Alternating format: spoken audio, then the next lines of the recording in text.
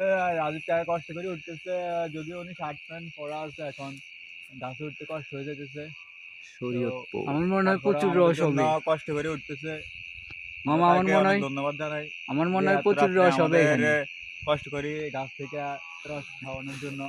এটা পেজের মধ্যে সাবধানে আস্তে সাবধানে উঠিয়েন কাকা আসছে। দেখেন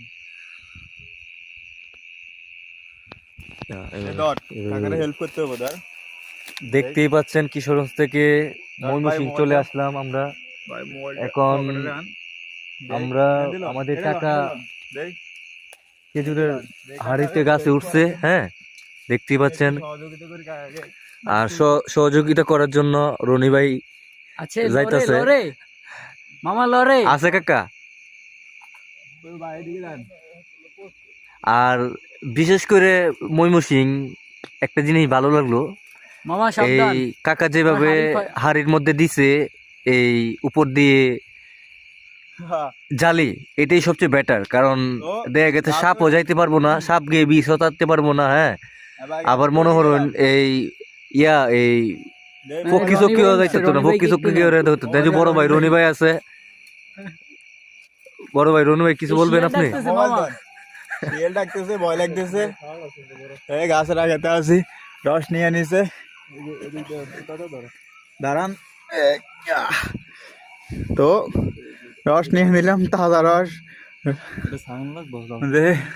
কাকা অনেক কষ্ট করে রস নিছে আমাদের জন্য।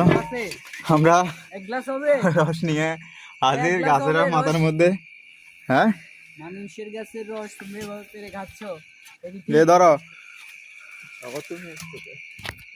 দেখি না পড়ে।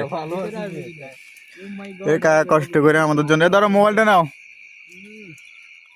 হবে নাকি? এই যে দেখতেই পাচ্ছেন, হ্যাঁ আমরা এই যে রস। কারণ সকালে যদি পারতাম এটা পুরাটাই বইটা দিত গা। এখন রাত্রে বাজে প্রায় 8টা 6। হ্যাঁ দেন, তবেও মানে আমরা আছি 4-5 জন, তো খাওয়া যাইব, সমস্যা নাই। হ্যাঁ, সকালে পারলে এটা ভরে যেত হাড়িটা।